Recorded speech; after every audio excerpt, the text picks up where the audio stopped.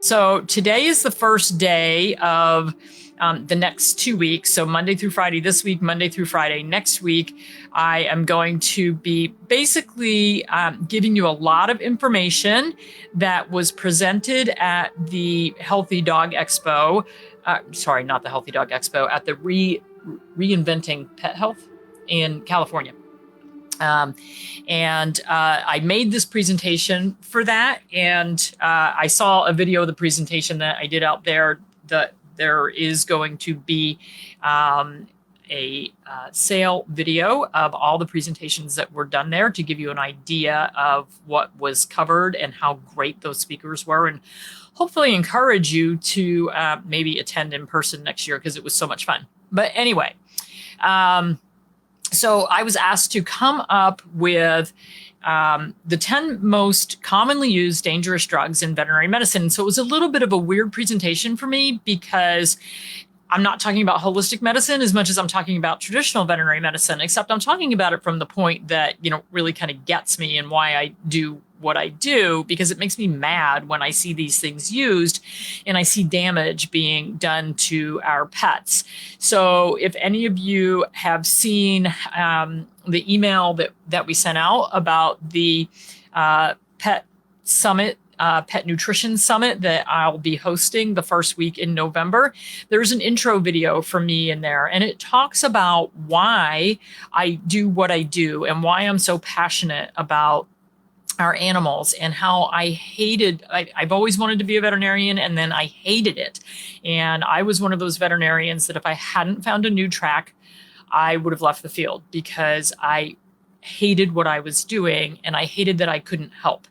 And so through all of my pathways that I've taken, I now finally feel like I am making that difference that I set out to make. And I feel like I have so many tools in my toolbox and things that I can warn you about and things that I can give you education about that will help keep your pets healthy, help decrease that chronic disease, and help you avoid tragedy. And when we're talking about these chemicals that we're going to talk about over the next 2 weeks, we are literally talking about things that cause tragedies for pet owners. And it breaks my heart to think that my profession is contributing to the demise of the animals that we all love and the reason why we become veterinarians. So the first group of drugs that we're going to, when it came down to it, I couldn't just say one drug. It ended up being classifications of drugs because there's so many. So our first topic today is parasiticides. Well, I have 6 different groups under that. So if I just talked about an individual one of them, we'd have the 100 worst drugs used in veterinary medicine. So under parasiticides, we're going to break them down into the isoxazolines. And for those of you who have been following me for any time at all, you know that this is like part of my soapbox all the time. Moxidectin, I've talked about that one quite a bit too. Fipronil, spinosad combined with milbemycin, selamectin, and then imidacloprid and flumethrin. So let me get to I'm following my slides. Unfortunately, it doesn't work well for me to share them in this social media venue with Facebook and Instagram both running, and I'm trying to do both. So sharing slides is like putting me over the edge. So we're going to talk first about isoxazolines. Now, these are the drugs that came out in 2014, and I know it was 2014 because that was when my first book, From Needles to Natural, came out. And I was ready to send the book in March of 2014 to the publisher for final editing and putting it together. And I said, wait, hold back. I can't do that because this class of drugs just hit the market. And I think at that time it was just Bravecto. It may have been Bravecto and NexGard. And I looked at what these were and it scared the poop out of me. And I said, nope, I can't send this book in until I include in my chapter on flea and tick prevention and chemicals and parasites, I have to include something about these because they scare me and I want to scare people away. And so I'm still trying to scare people away. So under isoxazolines, the list keeps getting longer. And Dr. Lori Koger sent me a new one the other day for cats. And the new one for cats includes NexGard, Praziquantel, and something like milbemycin, except it's not that exactly. It's another mycin. But it's to prevent fleas, ticks, heartworms, and tapeworms. And you're supposed to give it monthly to your indoor kitties, or all kitties. Talk about trying to kill them. And by the way, if the flea prevention in it really worked, then why do you need tapeworm prevention? Because they get fleas from eating mice or eating tapeworms. So if we're preventing fleas, then we shouldn't have tapeworms. So, duh. It's an oxymoron, in my opinion. But anyway, so these include Bravecto, NexGard, Simparica, Credelio, Revolution Plus, and now this new one, and I can't remember, if she's on, she may post the name of it. I can't remember it. But they just keep coming up with bigger and better and, in my opinion, much worse, more harmful combinations of these drugs. It's like, well, if we can combine 16 together, isn't that so much better than just having one? The answer is emphatically no. So side effects from the isoxazolines: vomiting, diarrhea, anorexia. You're going to hear that repeated over the next 2 weeks: vomiting, diarrhea, anorexia, because any drug that you give can cause nausea and upset stomach. And by the way, most of these drugs are going to either kill the microbiome or really mess with the microbiome. So vomiting, diarrhea, nausea, anorexia. Itching and skin lesions. And I saw when Gwen posted that we were going to be live that somebody said they had 2 dogs that they gave NexGard to like years ago, and the dogs instantly broke out in pustules and draining tracts. And it's been years, and they still cannot solve the skin problems with these dogs. So the NexGard is the highest on the list for the skin lesions and itching. These are all neurotoxins, which means they affect the nervous system, and they are only supposed to affect the nervous system of insects and arachnids. So mites would fall into, I think that's an arachnid. Anyway, the 8-legged and the 6-legged critters. So they're supposed to kill skin mites, and they're supposed to kill fleas, and they're supposed to kill ticks. Well, they're pretty good at that. Unfortunately, the receptors on the nerves that they are supposed to bind up and attack in the nervous system, for some reason, some of our dogs and cats are also really sensitive to these chemicals. Many of them are not, which is why the drug companies can get away with saying, oh, well, we've sold 50 million doses and we've only had 5,000 animals die. So what's your big complaint? Well, my big complaint is 5,000 animals died. And actually, it's a lot more than that. But we don't know, nobody knows why some animals are hyperreactive to these and some are not. So because it's a neurotoxin, we can get tremors. We can get ataxia, which is wobbly. They walk like they're drunk. Seizures, coma, aggression and behavior changes. I have seen a lot of animals, and I think I talked about this one recently with you guys. We got an email from Cocker Spaniel Rescue. They took in this little cocker who had been given Simparica Trio, I believe. And the dog started aggressively attacking his little nubby tail. So 60 times a day, this dog would start spinning and attacking his tail, growling at it, snarling, wanting to literally bite his own tail off, and didn't respond to seizure meds. And of course, everybody was like, oh, no, we don't, it's a seizure. Why is it happening? Well, so the first thing I said was, what neurotoxin was this dog given? Yep, the dog was given this. So the dog's undergone the detox program and is doing better, and he's down to about 10 times a day instead of 60, but that's still a big problem. So you have a dog that the owners were like, we can't deal with this. And now we're trying to adopt this dog out to someone who hopefully has a really big heart and can deal with this. But it's sad to see the dog do it, and it's upsetting for people. And I've seen a lot of animals I've done a lot of consultations for people who have given these drugs, and their dogs become aggressive. And it's not something you can train out of them. They literally have lost their mind. So the only thing we can do is brain support. A lot of, from a TCVM perspective, these cause a blood deficiency. So we get a liver blood deficiency and a heart shen disturbance. So we can treat it from that perspective, but very, very difficult.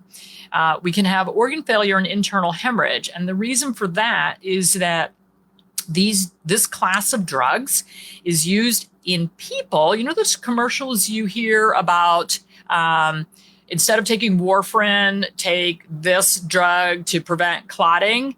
Yeah, well, same derivative family. Some of those drugs that are used in people are the same derivative family. And so what we get with some of these animals after they are given these drugs, suddenly they hemorrhage into their chest or they hemorrhage into their abdomen and they die. And then when we do the autopsy or they go to the vet, they go, oh, I have no idea. I must have autoimmune hemolytic anemia. I must have autoimmune thrombocytopenia. Or maybe he hemorrhaged because we stopped the clotting from being able to occur because we gave a drug that stopped clotting. So again, small percentage of animals that do this, but if yours is one of them, it's 100% for you. Blindness and dry eye. Another problem with these.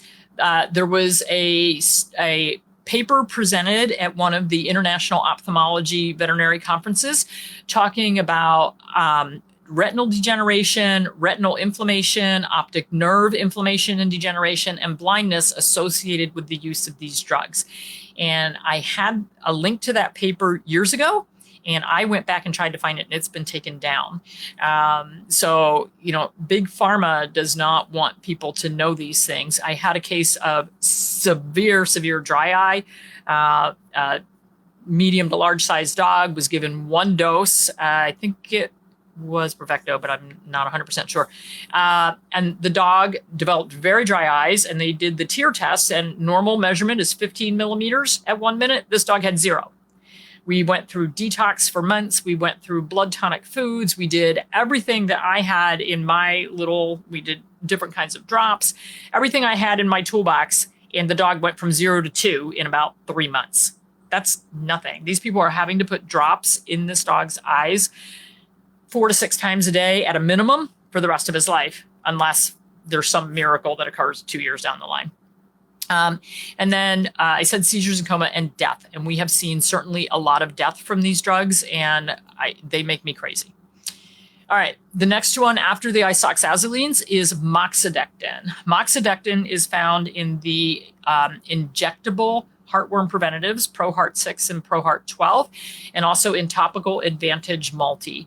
Moxidectin was originally used as a horse dewormer, and I would never use it in my horses because if you've ever seen a horse have a seizure, you think it's ugly when a dog has a seizure. It's really ugly when a horse has a seizure, and I've seen them, and it's just no fun. So again, vomiting, diarrhea, anorexia. Behavior changes, again, we're talking neurotoxins here. Trembling and ataxia, seizures. Anaphylaxis, which is a really bad allergic reaction with hives, facial swelling, shock. With the moxidectin, we have seen immune-mediated hemolytic anemia, immune-mediated thrombocytopenia, liver failure, kidney failure, and death. And between 2001 and 2004, when ProHeart 6 first came out, there were over 500 reported deaths from the ProHeart injection. It was actually taken off the market because the FDA actually finally did something right and stepped in and said, wait a minute, whoa, it seems like we're getting a lot of adverse reactions. And by the way, it was only 500. We have so many more than that in the isoxazolines, and they're like, we haven't had enough yet. So, but there were 500 in that little 3-year period that actually got reported. And so it was taken off the market, and we thought, yay, we did something right. And then a year or two later, it's back on the market. So I thought, okay, well, maybe they changed the formulation. They did something different. Nope, zero changes. What they did is they came to an agreement with the drug company and said, okay, well, you have to print up this piece of paper that is given to the pet owner before the injection is given. And it explains all the potential side effects and that it should not be given to animals in kidney failure, liver failure, senior pets, maybe not, pets with cancer, whatever. I have yet to talk to any pet owner who has ever been given that piece of paper before the injection is given. And that was literally the only way it was allowed back on the market was if the veterinarian handed that to the owner first. I have yet to talk to anybody who's ever gotten that piece of paper.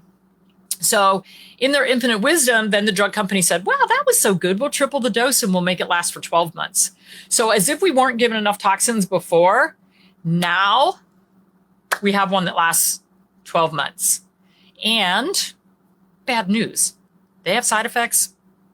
Good luck. There's nothing you can do with these. Okay. Next on our list is you still cannot comprehend that people still put these pesticides and poisons on their pets. It boggles my mind.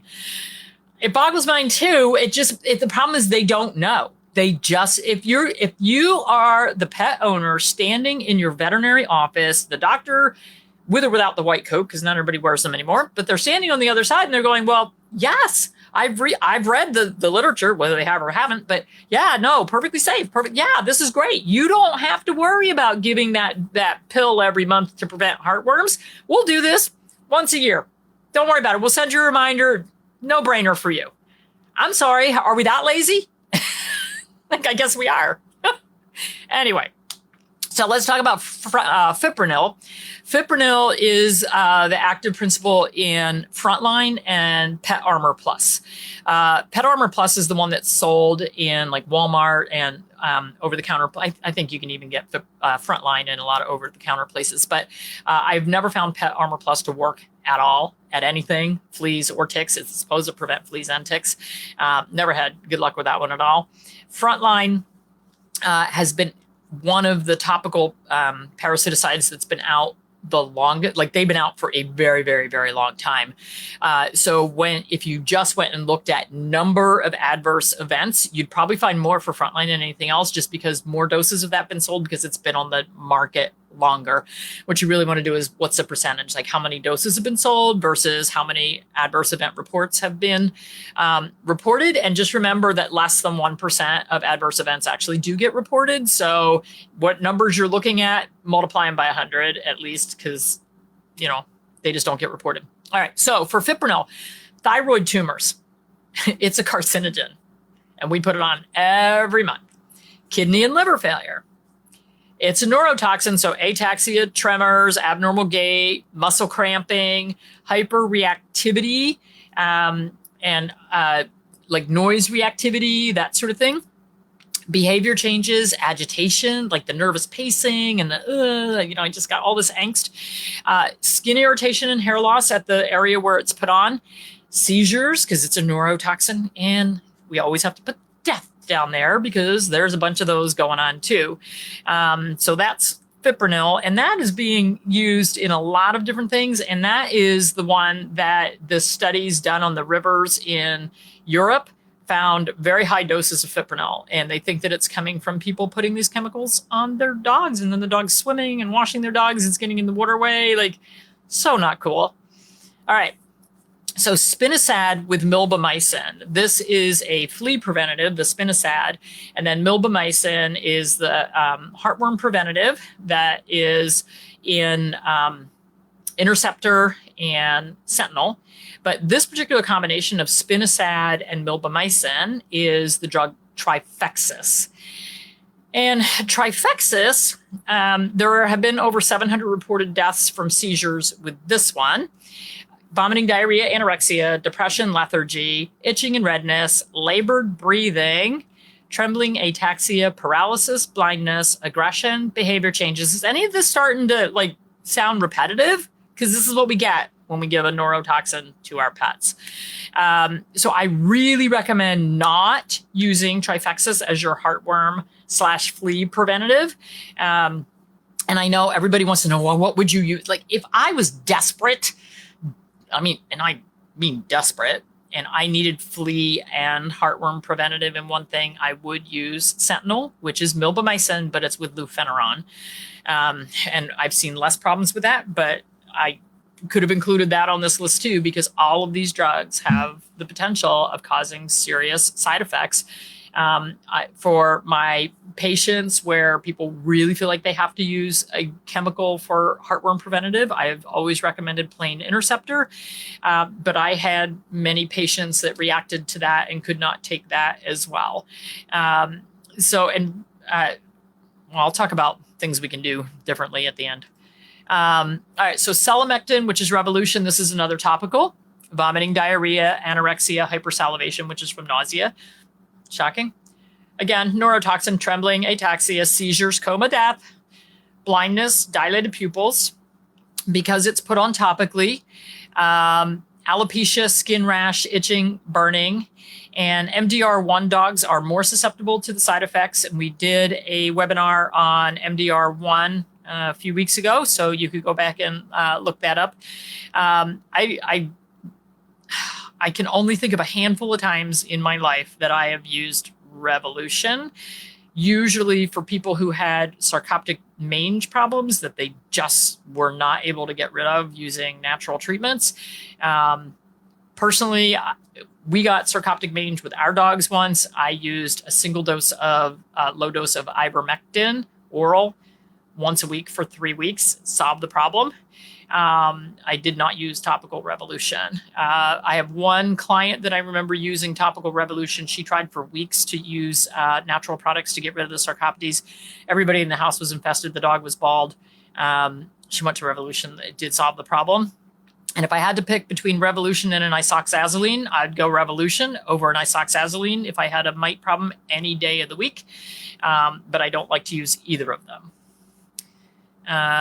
Okay. Next on our list is imidacloprid with flumethrin. We did a couple days on this a few months ago. This is the Seresto collar. So this one came to the forefront when the EPA was questioned by Congress about, got all the way to Congress. Like this one, somebody got somebody's ear and said, hey, dogs are dying. You need to do something about this. And it's because it's considered a pesticide. So it had to be regulated by EPA. Apparently it's not allowed in Canada. This collar is used by a lot of people. It does kill fleas and ticks.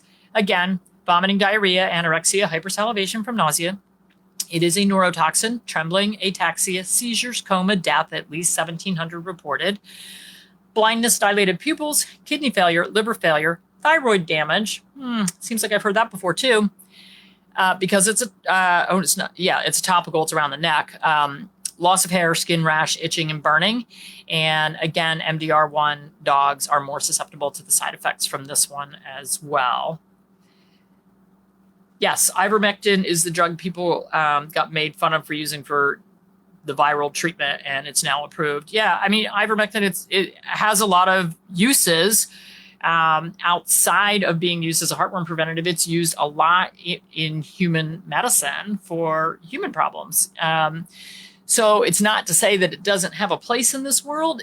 It just needs to have the right place in this world. So with the parasiticides, the big thing with this is there are no antidotes if a reaction occurs. And I saw once you put these in the body, like you give it orally, it doesn't come back out. Once you put it topically, yes, you could give them a bath in like a degreasing shampoo, but unless you do that within the first couple of hours, you're not going to get most of that back off. So if they have an immediate reaction, go for a bath. If you give something orally or by injection, the best that you can do is detox. And Gwen had posted that in the announcement about this afternoon, and hopefully somebody will post it again in the chat boxes here. Oh, Gwen has a pinned comment for alternatives for flea and tick prevention. So we have a great blog on things that you can do for flea and tick prevention. For heartworm prevention, the best thing for heartworm prevention is honestly to have dogs with a healthy immune system. The percentage of dogs that get heartworms is actually pretty low depending on where you live. But for instance, when Bubba Duke, the coonhound, showed up in our backyard as a stray a few months ago, he was covered with thousands of ticks. He was covered with thousands of fleas. He also had heartworms, and he also had intestinal parasites. That's somebody whose immune system went down the toilet so long ago. And before I even started doing holistic medicine, one of the things that I noticed was every time we got a dog that was heartworm positive, they also had just about every intestinal parasite, but almost always whipworms. Whipworms are not as common as some of the other parasites, but heartworm positive dogs almost always have whipworms. Hookworms tend to go along with that. And by the way, they usually have fleas because their immune system isn't fighting this infestation at all. So we lived in New Jersey I've lived there most of my life. And when I became a veterinarian, absolutely, our dogs got heartworm preventative every month all year round. Then I got more holistic and I went, wait a minute, we don't need to do this every month all year round. We could probably do this seasonally during like mosquito months. So we went to a very shortened season. And then I read the Safe Heart study, which is not on the FDA. It aged out after 20 years. But I linked to it and talked about it in From Needles to Natural. The Safe Heart study using milbemycin at a lower dose. So we went to that, and we went to giving it every 6 weeks. So our dogs were getting 4 doses over the course of the summer. I said, okay, that's great. That worked. We did that for a few years, and none of our dogs ever reacted to it. And then finally, I bit the bullet and said, you know what? I'm a holistic veterinarian. I'm just not going to give our dogs these chemicals anymore. So no flea tick topicals, oral. Well, they never got orals. No heartworm preventative. I'm going to keep them healthy with their raw diet. I'm going to support their immune system. I want healthy dogs. Let's see what happens. Now, yeah, I guess I'm using my dogs as an experiment. But after 5 years in New Jersey with, they get tested for heartworms twice a year. No problems. We moved to North Carolina a year and a half ago. They're still not on heartworm preventative. Our dogs live a very sheltered life. So here's somebody, we go to Florida for a week at a time. How worried should I be about heartworm? It really depends. Are you going to an area? I mean, yes, heartworms exist in Florida. Mosquitoes exist in Florida pretty much all year round. It does get a little bit cold in the winter, but is your dog going to be outside all the time? Can you keep mosquitoes off your dog, like using a essential oil spray to keep mosquitoes off? Is your dog going to be outside in the evenings when the mosquitoes are really feasting at that dusk time? So that's the time of day our dogs come inside.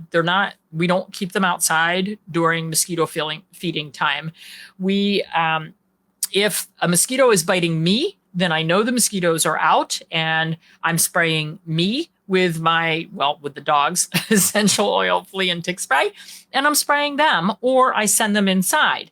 So we're camping. And actually, we've had no mosquitoes here. But if I had mosquitoes, my dogs would come inside, and I would spray something like an essential oil to repel them. So if I went somewhere, snowbirds, you go to Florida for a couple months out of the year, you have options of not putting them on anything, and the heartworm preventatives work backwards. So let's say you went to Florida from September 1st to October 1st. You actually don't want to give a heartworm pill until November 1st, and you want to test before you give it. And you would give it November 1st, and it would kill everything that they were exposed to backwards, and maybe October 15th. But if you give it when you come home on October 1st, you're not going to take care of the problem. So it takes 6 to 9 months to develop adult heartworms. So what a lot of people do is they will not use anything and then heartworm test 3 to 4 times a year, maybe twice, depends how risk averse you are. And if you do pick up a problem, you'll pick it up early and you'll be able to deal with it a lot easier. You have to weigh, where do you live? Are you in a neighborhood where everybody takes care of their dogs? All the dogs are healthy. None of your neighbors have had heartworm positive dogs. Because remember, the mosquito has to bite a heartworm positive dog.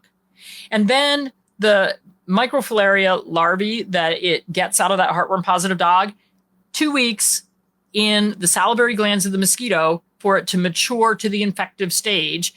Then the mosquito has to go bite your dog and inject it. And then your dog's immune system has to be bad enough that it doesn't say, woo, foreign invader. So for all of those things to happen, actually takes a little bit of work. If the temperature drops too low, that salivary gland process stops. We have great blogs on this. Hopefully somebody on our team will put them up on here. So it's actually a complicated life cycle. So it really is about the overall health and immune status of your dog. But here's the bad news. Let's say you have a dog who has had repeated bouts of immune-mediated thrombocytopenia or immune-mediated anemia. I wouldn't want to put that dog on chemicals. That's just asking their body to say, crap, we got to do something. So, I mean, those are the dogs you really want to be even more careful with as far as giving them chemicals. So I would be, so what are my thoughts on the heartworm free from Amber Naturals? So it has nothing in it that is actually going to kill those microfilaria if they're injected into your dog. What they are doing is helping the immune system. They're helping the scavenging system. They're helping the cardiac function. So HWF is not the same as a heartworm chemical that kills those microfilariae that are injected. It's setting your dog up to be able to fight that infestation better. So, well, that infection better so they don't get an infestation, and put it that way. I would, if I lived in a very high heartworm area, I kind of do right now. But we also live in an area where there's just not many dogs like right around us. So it would depend where I lived and what my dog was doing, what his lifestyle was, whether or not I would use anything. And if I had to go back to using heartworm preventative, I, again, would go back to my milbemycin at a low dose spread out. And that's all in our blogs. There we go. Thank you, whoever is posting for me, the heartworm disease transmission and prevention. So I would recommend reading through those. And fleas and ticks, definitely read the natural preventative and treatment for fleas and ticks, because there really is no reason to have to jump on these chemicals. I get really, really upset when I see people, I tried all the natural things and it didn't work. Well, if you tried all the natural things and it didn't work, then you need to try something different in that. So what I have found, for instance, from Kin + Kind, we have two different flea and tick sprays. One is a lavender base and one is a lemongrass base. And if one doesn't work, try the other one. And it may mean that you're not putting it on often enough. You're not putting it on heavily enough. And how heavy you have to use it and how often you have to use it depends on where you live, what the exposure is, because it's different for everybody. It is different for everybody. And for fleas and ticks, remember, fleas spend 5% of their life cycle on the animal. So if you are spending all of your time dousing your dog and cat in chemicals, and you are not doing anything for the environment, for the house, for the yard, for your car. If you have a flea infestation and your dog goes in your car, guess what? They're going to get reinfested in your car, because 95% of the life cycle is in the environment. And that's the part that people ignore. Now, granted, it's really hard if you go hiking in the woods with your dog all the time. You can't treat the woods for the ticks. So you've got to use some sort of a repellent. And let me tell you, essential oils are going to be, and the tick tags, those sorts of things, they're going to be your best repellents. And these chemicals, the isoxazolines, the orals, they do not prevent fleas and ticks from getting on your pet. They kill them after they bite your pet. So they have to drink the toxic blood of your pet in order to die. So it doesn't repel them. And if you don't see ticks on your dog, you just don't have ticks. So stop giving chemicals that you don't need to give.